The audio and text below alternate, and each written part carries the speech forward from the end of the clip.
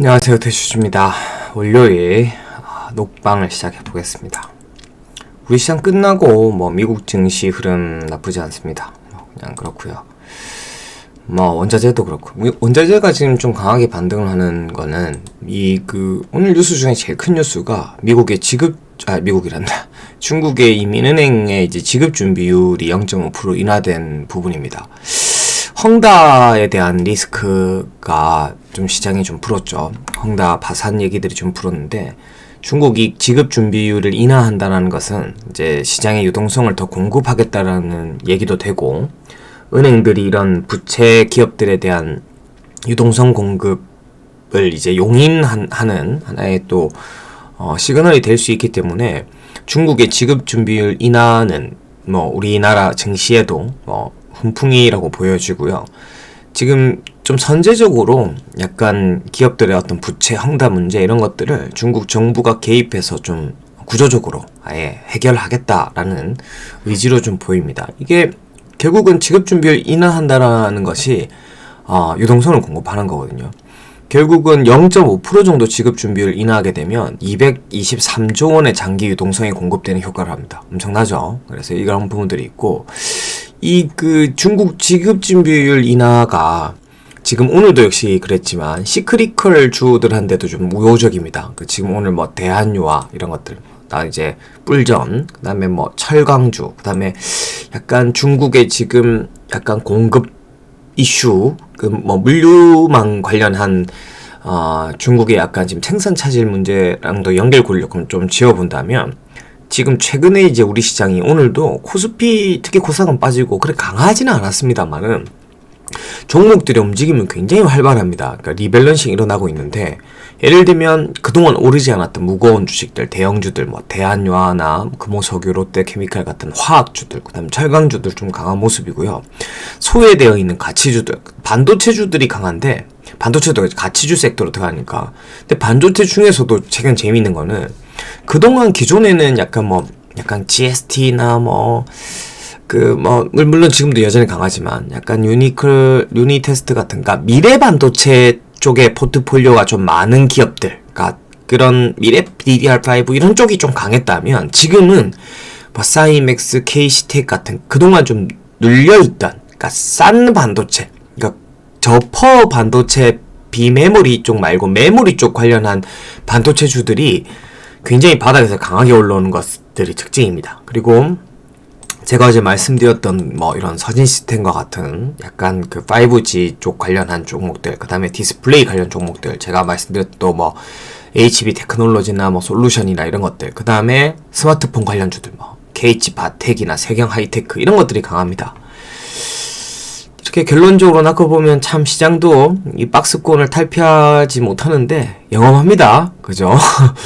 콕콕 집은 것들 오늘 거의 한 8할 타자 정도 되는 것 같은데, 아무튼 팅크웨어는 일단 2만원이 넘어가서 이제 시즌 모드를 완전 장착했고, 결국 제가 바스켓으로 제시했던 유비벨룩스가 오늘 좀 더 강했습니다. 팅크 날아가니까 이제 좀 전고 좀 돌파하지 못한 유비라도 좀 남자라는 심리가 나왔는지 하여튼 유비벨룩스도 좀 올랐고, 제시케미칼 이런 것도 바닥에서 조금 반등을 해주는 모습입니다. 한컴 위드 이런 지금 약간 한컴은 잘 버텨요. 메타의 진짜 핵심이니까. 근데 이제 약간 NFT, 위메이드 게임, 알체라 이런 게 지금 눌리잖아요. 그러니까 원래 같으면 이게 4%나, 그런 쪽들이 빠지고 다른 쪽들이 올라가니까 그러는 거예요. 지금 약간 성장 테크, 모멘텀보다는 약간 숫자 이런 분위기의 기조로 가고 있어요. 지금 시장의 분위기가. 네, 그래서 어떻게 해야 돼요? 알체라 같은 건 그냥 각오하는 거죠. 당분간 이런 게 좀 재미가 없겠구나 하면 이제 또 항상 얘기하지 않습니까? 단기 인사이트에 대한 건데,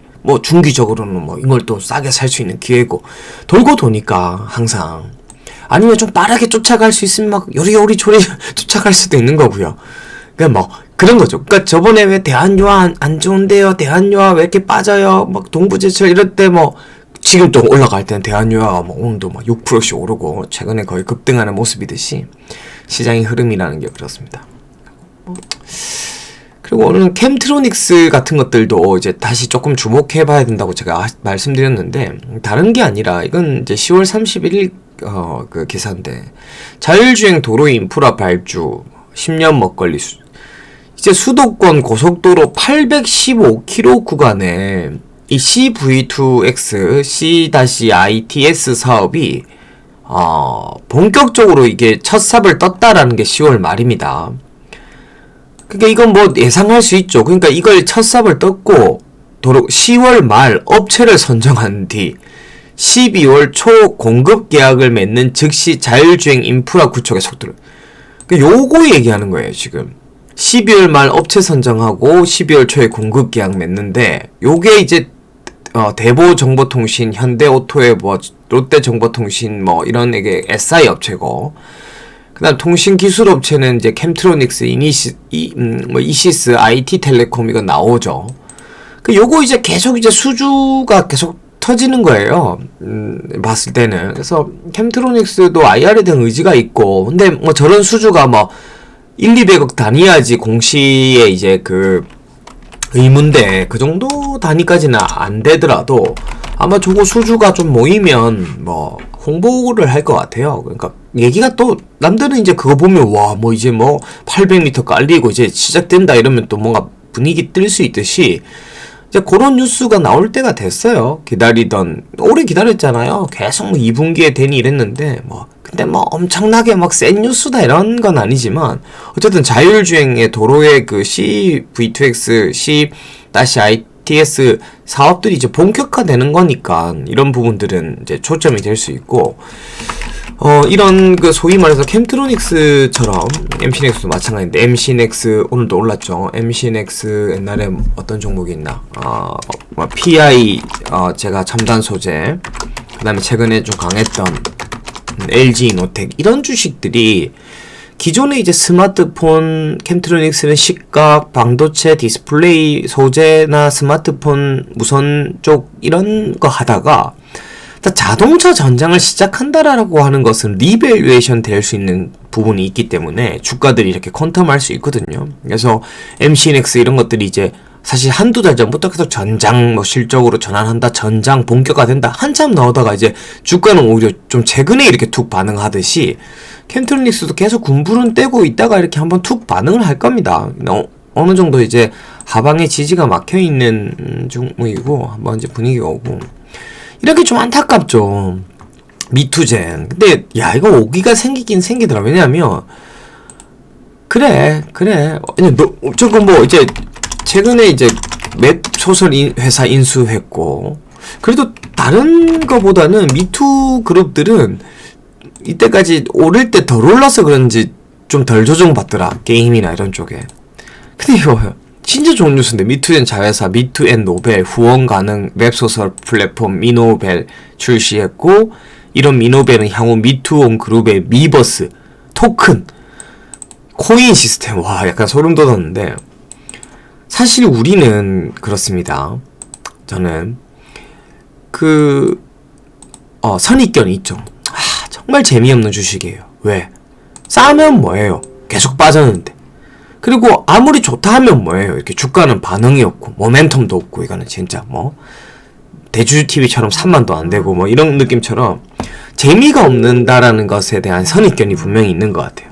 근데 이제 그렇다고 치더라도 사실 이게 지금 연말 이제 12월 6일인데 배당만 한 4% 구간에 신작 게임을 이제 멀티플을 뭐 6, 7배 되고, 신작 게임이 앞으로 이제 한 3개 정도 출시하고, 웹소설 업체를 인수하고, 이거 돈이 되는 거지 않습니까? 웹툰, 웹소설 하려고 하는 건데, 이거 웹소설이라고 하는 것은 이게 이런 것들을 이제 미스터블루나 인수하고 싶었거든요. 소설업체가 IP를 갖고 있으니까 그 웹소설 중에 괜찮은 IP를 발굴해서 게임도 만들고 웹툰도 만들고 드라마도 제작하고 그거 하려고 하는 거거든요. 이거 웹소설업체 작가들 키우고 하는 것들이.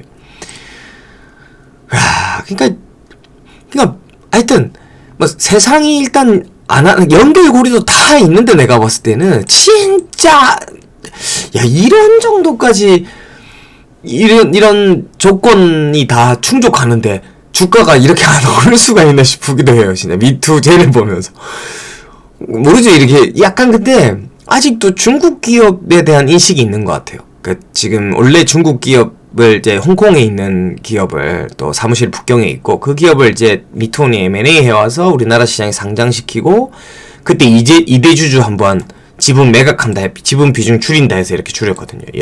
이렇게. 분명히 그 인식이 좀 있는 것 같아요. 근데 중국 회사가 아닌데 회계도 3일 회계법인 일 겁니다. 예, 3일 회계고 이건 중국 기업 리스크가 그리고 저번에는 또 중국 기업이 지네들이 이제 상장시키고 이제 좀 엑시트하고 나가고 뭐 딴 거 투자한다고 지네들. 근데 지금 지분율도 거의 별로 없는데 최대 주주는 당연히 미투온이고.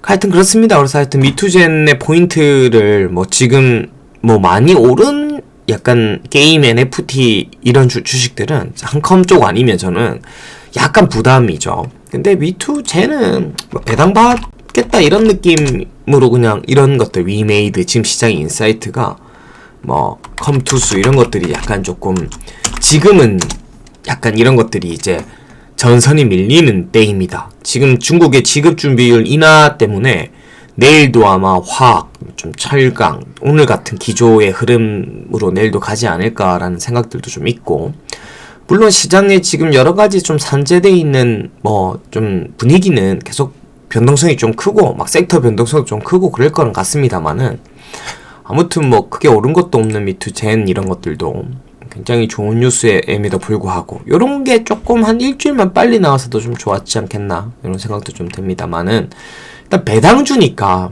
좀 마음은 편한 듯 합니다. 젠 같은 경우는. 그 다음에 이거 뭐 좀 더 얘기해 줄라 했더니 이거 차트가 안 열려서 여기까지 하고 좀 마무리를 하겠습니다. 이거 왜 HTS가 열리질 않냐. 그래. 용량이 이제 여러분들이 용량이 잠시만. 안 열리네.